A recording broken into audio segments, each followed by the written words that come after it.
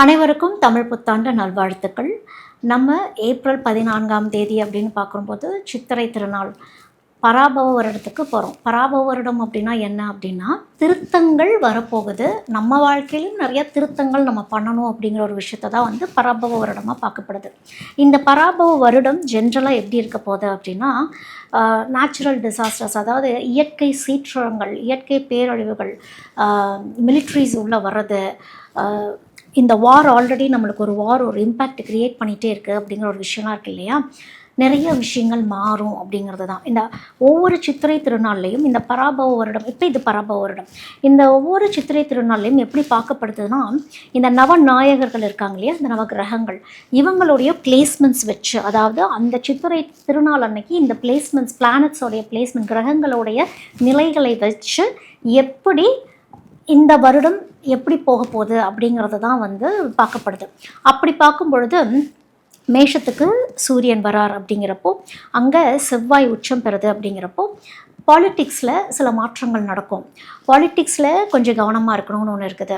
அதே மாதிரி சனி இருக்கக்கூடிய இடம், இந்த இடத்துல வந்து இந்த ராஜா, மந்திரி, சேனாதிபதி இப்படிங்கிற ஒரு விஷயம்லாம் இருக்குது இல்லையா, இந்த மிலிட்ரிங்கிற ஒரு விஷயம் அப்படிங்கிறது சனியாகவே பார்க்கப்படுது.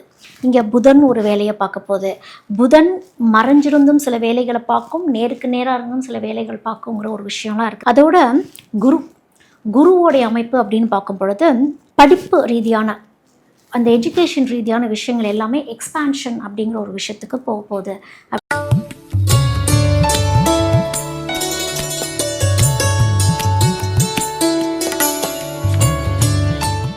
அடுத்தது மகர ராசி.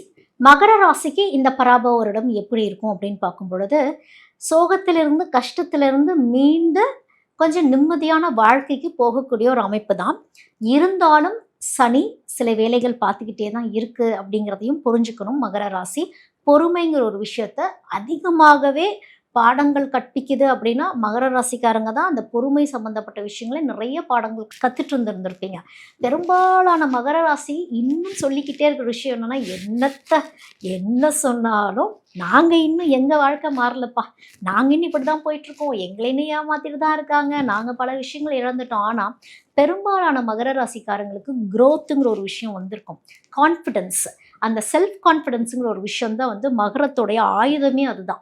இந்த ஆயுதத்தை யார் கையில் எடுக்கிறீங்களோ அவங்களுடைய வாழ்க்கை கண்டிப்பாக செழிப்பாகவே அமைதியான ஒரு சூழலை நோக்கி போகிற மாதிரியே தான் இருக்கும். பெரும்பாலும் மகர ராசிக்கு வந்து எனக்கு இது வேணும், அது வேணும், எனக்கு ஒரு பெரிய பிரம்மாண்டம் வேணுங்கிற ஒரு எண்ணம்லாம் கிடையாது. என் வாழ்க்கை அமைதியாக பீஸ்ஃபுல்லாக போனால் போதும். அந்த அமைதி நிலை எனக்கு எப்போ கிடைக்கும் அப்படின்னா, இந்த வருடம் உங்களுக்கு கிடைக்கும். ஏன்னா தவறுகள் திருத்தப்பட்டு வாழ்க்கை சரியான முறையில் போகக்கூடியது. தவறுகள் திருத்தப்பட்டுங்கிறது என்னது, நிறைய மகர ராசிக்காரங்களுக்கு நோவே சொல்ல தெரிஞ்சிருக்காதுன்னு ஒரு விஷயம் இருக்கும். இப்போ ஸ்ட்ரிக்டாக நோனா நோ, ஏன்னா சனிங்கிறது டிசிப்ளின்.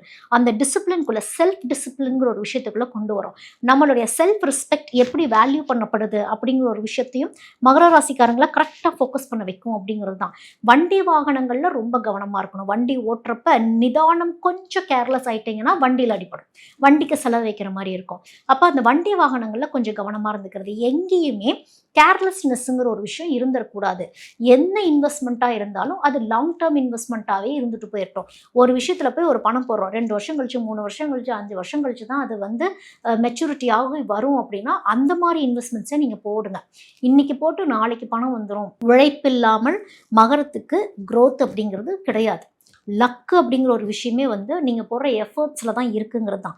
கன்சிஸ்டன்ட் எஃபர்ட், மீண்டும் மீண்டும். ஏன்னா சோம்பேறித்தனம் பெரும்பாலான மகர ராசிக்கு இயற்கையாகவே உண்டு. அப்படிங்கும் பொழுது காலையில் அதிகாலையில் 7 மணிக்கு முன்னாடியே நீங்கள் வந்து சூரிய நமஸ்காரம் அப்படிங்கிறத நீங்கள் பண்ணிடணும். யாரெல்லாம் காலையில் ஒரு சூரிய நமஸ்காரம் 7 மணிக்கு முன்னாடி பண்ணுறீங்களோ மகர ராசியில் இருக்கவங்க, உங்களுடைய காலையிலேருந்தே உங்களுடைய வாழ்க்கை செழிப்பாக ஸ்டார்ட் ஆயிரும் அப்படிங்கிறது தான். இல்லை எங்களால் காலையிலலாம் எந்திரிக்க முடியல அப்படின்னா, சாயங்காலமாவது அந்த சூரியன் அஸ்தமனமாகக்கூடிய நேரத்துலையாவது வீட்டில் ஒரு விளக்காவது ஒன்று ஏற்றிடுங்க. அந்த வெளிச்சங்கிறது உங்களுக்கு தேவை.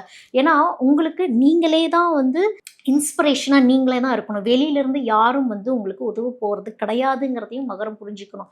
ஒரு மகரம் வாழ்க்கையில் முன்னேறுறாங்க அப்படின்னா தன்னுடைய சுய உழைப்பாலேயே முன்னேறணும் அப்படிங்கிறது தான் மகரத்துடைய விதி. என்றைக்குமே மகரம் கேட்கவே கூடாத ஒரு கேள்வி என்ன அப்படின்னா, எனக்கு ஏன் இப்படி ஆச்சு? எனக்கு ஏன் இப்படி நடக்குதுன்னு கேட்கவே கூடாது. ஏன்னா நீங்கள் வந்து கர்மஸ்தானம், கர்மாதிபதி நீங்க. கர்மத்தை ஆல்ரெடி போன ஜென்மத்திலேயே வாங்கிட்டு வந்தாச்சு. எல்லா கர்மங்களையும் சுமந்து அந்த கர்மத்தை தர்மமா மாத்தக்கூடிய ஒரு அமைப்புல தான் வந்து மகரம் இருக்கீங்க. உங்களுடைய கர்மம் அதாவது கர்மம்ங்கிறது என்னது? நல்லது, கெட்டது 2ம் சேர்ந்தது தான் கர்மம். அப்போ நம்மளுடைய கெட்டது அடுத்த ஜெனரேஷன்ஸ்க்கு போகாதுங்கிற ஒரு விஷயம்னு ஒண்ணு இருக்கு. அப்போ இந்த பராபவ வருடத்தை சரியான முறையில நீங்க யூஸ் பண்ணிக்கணும் அப்படிங்கிறது தான். தவறுகள் திருத்தி அமைச்சு மன அமைதியோடு இருந்துட்டீங்கன்னா, இந்த மன அமைதி சனி ஒரு விஷயத்தை நம்மளுக்கு குடுத்துருச்சுன்னு வச்சுக்கோங்களேன், திரும்பி வாங்கவே வாங்காதுன்னு ஒண்ணு இருக்கு.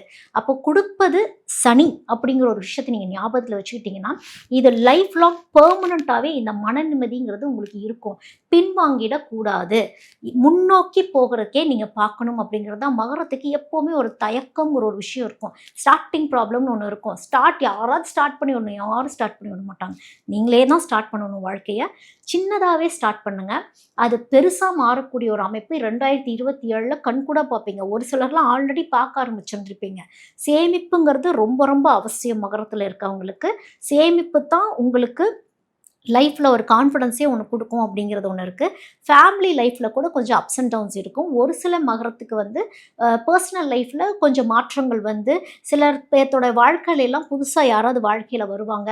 சில பேர்த்துக்கு காதல் கைகூடுற ஒரு அமைப்பு, குடும்ப சூழல்கள் சிலருக்கு சில பிரச்சனைகளை கொடுத்தாலும் மன நிம்மதியை மன நிம்மதி தான் அது கொடுக்க போகுதுங்கிறதையும் மகரம் புரிஞ்சுக்கணும் அப்படிங்கிறது தான் இந்த பராபவ வருடத்துக்கு சொல்லக்கூடியது. அதோட மகர ராசியில் இருக்கவங்க வந்து ஐயப்பன் கோயிலுக்கு போயிட்டு வந்துடுறது நல்லது. ஆண்களா இருக்கீங்க அப்படின்னா சபரிமலைக்கு போயிட்டு வரீங்க அப்படின்னா தடைகள் ஏதாவது இருந்தா நீங்க செய்யக்கூடிய வழிபாட்டு முறைகள் அதை சரி செய்யும் அப்படிங்கிறது தான். சனி வழிபாடு அப்படிங்கிறது வருடத்துல ஒரு தடவையாவது மகர ராசியில இருந்து இருக்கிறவங்களுக்கு நல்லது. அதாவது போய் ஒரு விளக்கு போட்டுட்டு போன வேகத்துக்கு வந்துடணும். நம்ம போயிட்டு இப்போ திருநள்ளாறுலாம் போறோம் அப்படின்னா அங்கேயே இருந்து அதெல்லாம் பண்ணக்கூடாது. போயிட்டு ஒரு விளக்கு போட்டோமா, ஒரு 10 நிமிஷம் தெய்வத்தை வழிபாடு பண்ணணுமா, சைடில் நின்று பார்த்தோமா, வந்துக்கிட்டே இருக்கணும். அங்கே இருக்க விநாயகர் தான் பெரிய விஷயமே. அங்கே இருக்க விநாயகருக்கு போயிட்டு தேங்காயெல்லாம் நம்ம தலையை சுற்றி அந்த 9 சுற்றி போடுவாங்க. ரிவர்ஸில் சுற்றிலாம் போட்டுட்டு தேங்காய் உடச்சிட்டு வரணும். அதுதான் மெயின். அந்த விஷயத்த பண்ணிட்டு வந்துருங்க. லைஃப்பில் சில தடைகள் இருந்தாலும் ஸ்லோ ப்ரோக்ரஸாக இருக்கிற மாதிரி இருந்தாலுமே வெற்றி அப்படிங்கிற ஒரு விஷயம் தான். ஏன்னா சனி வந்து புடுங்கிட்டுலாம் எடுத்துட்டுலாம் போக மாட்டார். சனி வந்து கையில் வச்சிருப்பாரு. எல்லாம் கரெக்டாக இருந்துச்சுன்னா தான் கையில் கொடுப்பாருன்னு ஒரு விஷயமே இருக்குது. அந்த விஷயத்தை புரிஞ்சுட்டு கன்சிஸ்டன்ட் எஃபர்ட்டு, பொறுமை மிக அவசியம் மகரத்துக்கு. இப்போ ஆர்கியாதிபதி அப்படிங்கிறது என்ன அப்படின்னா, அதாவது தண்ணி, நீர்நிலைகளை சொல்லக்கூடியது. இது போய் சுக்கிரன் போய் உட்காருது நீர்நிலைகள் சம்மந்தப்பட்ட ஒரு விஷயத்தில். அப்போ சுக்கிரனுடைய குணாதிசயம் என்ன? லக்ஷ்மி தானே. எங்கே தங்கம்னு ஒன்று இருக்குது. நீரே வந்து ஒரு லக்ஷ்மி அமைப்பாக சொல்லக்கூடிய ஒரு விஷயந்தான். அப்போது இந்த நீர் அப்படிங்கிறது லக்ஷ்மி எங்கே தங்கும், எங்கே செழிப்பு கொடுக்க போகிறாங்க, எங்கே வறண்டு காணப்பட போகிறாங்க அப்படின்னு ஒரு விஷயம் இருக்குது. அப்போது இது மத்தியம நிலையாகவே இருக்கும், ஓரளவுக்கு மாட்ரேட்டாக இருக்கும் அப்படிங்கிற மாதிரி தான் பார்க்கப்படுது. அடுத்தது மேகாதிபதி அப்படிங்கிறது சந்திரன்கிட்டயே போயிடுச்சு. ஆல்ரெடி நான் சந்திரனுக்கு சொன்ன மாதிரி தான் இது வந்து ஏற்ற இறக்கங்கள் அப்படிங்கிற ஒரு விஷயத்தை நம்ம பார்க்க போகிறோம். மழை ஒரே மாதிரி பெய்யாது அப்படிங்கிற ஒரு விஷயம்தான். பரப்பு நிலை, சரியான ஒரு பரப்பு நிலையில் மழை போய் சேராது. ஒரே இடத்துல திடீர்னு ஃப்ளட்டு மாதிரி உருவாயிடும். ஒரு இடத்துல பார்த்தா இந்த இடத்துல ஃப்ளட்டு வந்துட்டுருக்குன்னா இந்த பக்கம் மழையே இருக்காது. அந்த மாதிரி ஒரு விஷயங்கள்லாம் இருக்கும். அதோட இந்த ரசாதிபதினா என்னது? இந்த லிக்விடு, இந்த ஆயில் சம்மந்தப்பட்ட விஷயங்கள் எல்லாமே தான் ரசாதிபதி. ஆல்ரெடி ப்ராப்ளம்ஸ் நம்ம ஃபேஸ் பண்ண ஆரம்பிச்சிட்டோம் இல்லையா? இந்த சனி தான் அங்கே போய் உட்கார்ந்துருக்கு. அப்படிங்கிறப்போ சனி எவ்வளோ தொல்லைகள் நம்மளுக்கு அதில் கொடுக்க போகுது அப்படிங்கிறது தான். அதாவது இந்த பெட்ரோலியம் ப்ரைஸ், இந்த பெட்ரோலியம் ரிலேட்டடான விஷயங்கள், ஒரு ஆயில் ப்ரைஸ் எல்லாமே ஒரு ஏற்ற இறக்கங்களாகிறது. ஒரு நிலையான ஒரு விலை நிர்ணயம் பண்ண முடியாத ஒரு சூழல்கள், பற்றாக்குறை. ஏற்கனவே நம்ம இந்த பற்றாக்குறைகளை உணர ஆரம்பிச்சிட்டோம், கொஞ்சம் ஃபேஸ் பண்ண ஆரம்பிச்சிட்டோம் லைட்டாக. ஸோ இந்த மாதிரி விஷயங்கள்லாம் சனி வந்து சிக்கனங்கிற ஒரு விஷயத்த நம்மளுக்கு சொல்ல போகுது அப்படிங்கிறது தான். ஜாக்கிரதையாக இருக்கணுங்கிற ஒரு விஷயத்த சொல்ல போகுதுங்கிறது தான். அடுத்தது வந்து இந்த நீரசாதிபதி அப்படின்னு சொல்கிறோம். அதாவது அடுத்தது வந்து நீரசாதிபதின்னு சொல்கிறோம். நீரசாதிபதிங்கிறது புதன் போய் உட்காந்துருது. புதன் போய் நீரசாதிபதியில் உட்காந்துருச்சு அப்படின்னாலே இந்த மினரல்ஸ் களிமண், இந்த களிமப் பொருட்கள் அப்படின்னு நம்ம சொல்கிறோம் இல்லையா, இந்த மாதிரி விஷயங்கள் சம்மந்தப்பட்டதுங்கிறப்போ இது அகெயின் ஒரு வணிகம் மாதிரி தான் இது உருவாகும். அதாவது என்னென்னா, இந்த மினரல் சம்மந்தப்பட்ட விஷயங்கள்லாம் இன்னும் எங்கே இருக்குது, இன்னும் அது எப்படி வந்து இப்போ இந்த பிளாக்கேஜஸ்லாம் வருது, இந்த வார்லாம் வருது, வேறு என்ன ஒரு க்ரோத் கொண்டு வரலாம், உள்ளூர்லேயே நிறைய தேட ஆரம்பிப்பாங்க. இதிலேருந்து ஒரு க்ரோத் வர ஆரம்பிக்கும், உள்ளூர்லேயே நிறைய வளர்ச்சிகள் வர ஆரம்பிக்கும். இந்த களிமண் பொருட்களை, இந்த மினரல்ஸ்லாம் எங்கே இருக்குங்கிறத தேடி போகிறப்போ இதோடைய க்ரோத் அப்படிங்கிறது வரும் அப்படிங்கிறது தான் தோராயமாக இந்த வருடத்துடைய பொது பலனாக பார்க்கப்படுது.